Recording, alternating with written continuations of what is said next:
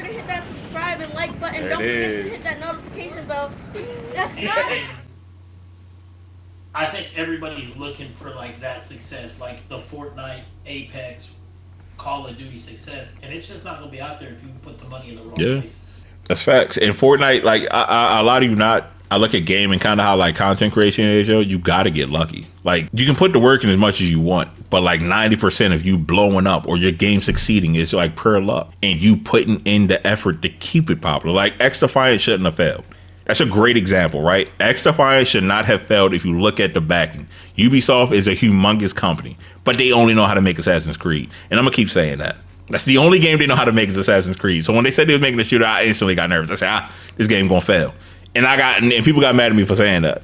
One of the biggest issues with that game is you couldn't tell the community nothing, yo. Anything you said about the game, the community would bash you forward. And now they're whining about the things that people were saying a long time ago, but it's like, yo, it's too late now. Once you lose that many players, so you're not coming. There is no way you coming back, bro. It's done.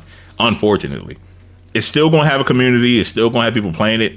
But I think when Black Ops 6 come out, it's kind of ironic they was calling XDefiant the Call of Duty killer. Now Call of Duty, like, what you talking about, yo? Who name you speaking on? We about to come out and put a foot on y'all neck. XDefiant gonna get killed by the game they were trying to kill. It's hilarious. But there will never be a Call of Duty killer, bro. There will never be a Call of Duty killer. It will never happen. It's just a funny thing to say. You know what's crazy about XDefiant too? It was a lot of like in-house turmoil going on with that game. Every time they introduced a new feature, it broke something else in the game. They just couldn't get right, yo. Just can't get right. Which is fine, you know? But it's like some things is like, y'all gotta figure it out, man. Like one of the things that game still has to this day is getting shot around walls. I've never in the history of like most game first-person shooters, I've never experienced that to that level. And if someone broke it down to me, it was like, yeah, they actually showed it. Your character kind of leaves like a trail, like a clone of yourself basically right behind you. So they could shoot behind you as you're bending a corner and you would die because of that. Then we was talking about the snipers, and that's something I like about Call of Duty, like the COD community. They accept that their whole community is just like shambles, chat. Like they know how snipers work. They're like, yeah, snipers could be a little toned down, but you know, it's a part of the game, no scoping and getting one tap from across the map. They just accepted it. XDefiant community, you bring it up and the whole community gets mad. I'm like, yo, y'all are just sick. A sniper shot to the face should kill you. 110%. Now, a sniper shot to the big toe and XDefiant will also kill you. Yeah, and that's the problem.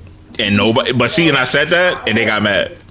You can't say that, yeah. But that's what I'm saying. I like the Call of Duty community because they accept it. They're like, yes, we are filth, but we're good filth, and we accept it. Yo, respect the COD. I have not hopped on the new Call of Duty. Yo, Black Ops 6. I'm getting on Friday. That's when the open beta comes out. I'm hopping on Black Ops 6. We're gonna play the XDefiant killer this Friday.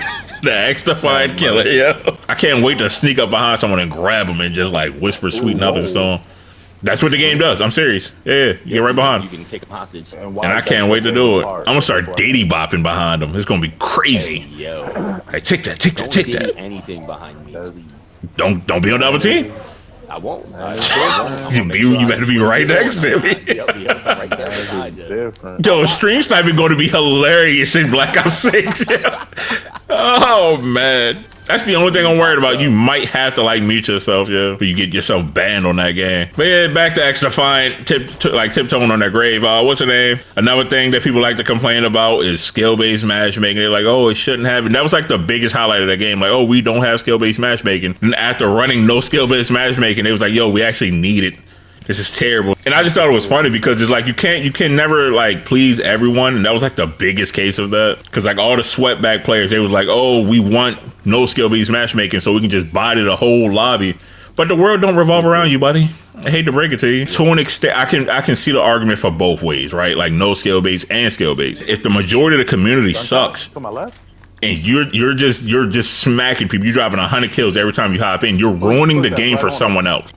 Just because you get out of your chair, right, and there's a puddle under you, just muddy stink puddle, your room got like a hint of terribleness to it, smell like death, and you're just this sweatback player here that plays and just drops 100 kills every game, and little Timmy, who can only drop 2 a game, gets in your lobby, and you just destroy him. Why would he come back to the game?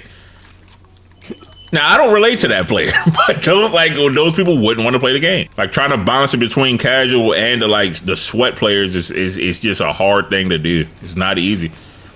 But you can't tear down other people for like wanting skill based, like after not having it. Like, I kind of want it. You kind of can. But tearing other people down to uplift yourself is a terrible practice. Just saying. Whatever. And this is the problem. You're part of the problem. You're part of the problem, yo. Whatever. And the worst part about it, you're the little Timmy. You're the little Timmy player. You gotta stop. They're getting rocked. But I'm gonna be back though. Hey, for sure. You're not gonna quit. That's the difference. I might. But yeah, you know, XDefiant had a chance. They had their day in the sun, yo. It's okay. The good players will run into other good players and they'll be like, oh shoot, I hate this. I'm getting bodied now. Let's go back to the no skill base. So I can actually get a dub, because you realize you're really not that great. XDefiant seems to have decent numbers, though. They really not, respectfully. XDefiant does not have decent numbers. They had decent numbers when they came out, but for them to 1 month after the game being out, you're not top 50 like most played games of that month on one console, not universal. So you already cutting the entire pool by a third, and you're not top 50 most played. In Call of Duty, I think Black Ops 2 was up there. I said that's insane, bro. That's bad. But you know, XDefiant is here, I guess, for somebody. They said XDefiant, if by season 3, this is a rumor. I'm guessing for what I saw, I'm guessing it's a rumor.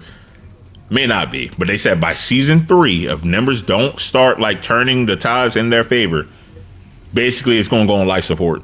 It's gonna become like Rogue Company. I'm surprised Rogue ain't shut down yet, funny enough, but it's gonna basically turn into a Rogue Company where they're getting updates, but nothing, nothing like massive happening anymore. So by season 3, I mean, if people are still running the game, I just don't know. What season now? Season 1. And that was another thing. There was no content that came out before season 1. Like, they went like a month without dropping anything new. And I said this before, and people kind of, like I said, people had negative outlooks to what I was saying. I wasn't saying nothing wrong. I'm saying people have a Fortnite mindset, TikTok brain at this point, where you expect something new to come out as soon as the game drops. That game was out for less than a month, and people said, this game don't got no new content, I don't want to play it no more. So, like, you got to conform to what's going on in the now. You feel me? Unfortunately, you have to have a plan of attack when you start making games. You got to adapt to what's going on in today's time.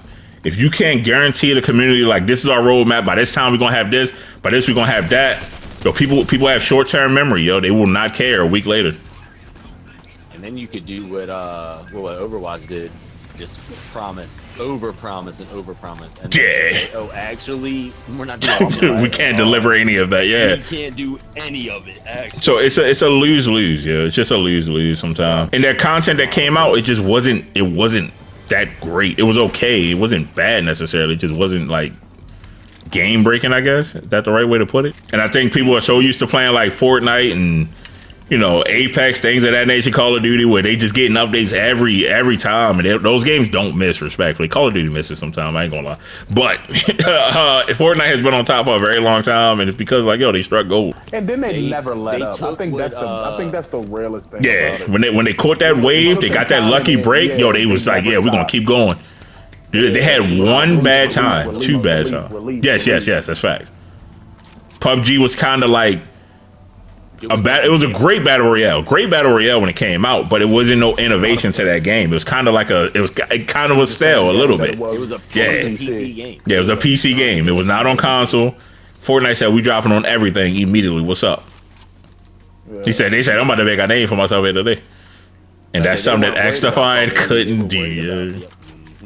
XDefiant competitor, unfortunately, is Call of Duty, and it's you're not killing Call of Duty. Let's start there, yo. It is what it is. Call of Duty is just they can kill Call of Duty. Not when you're known for making Assassin's Creed.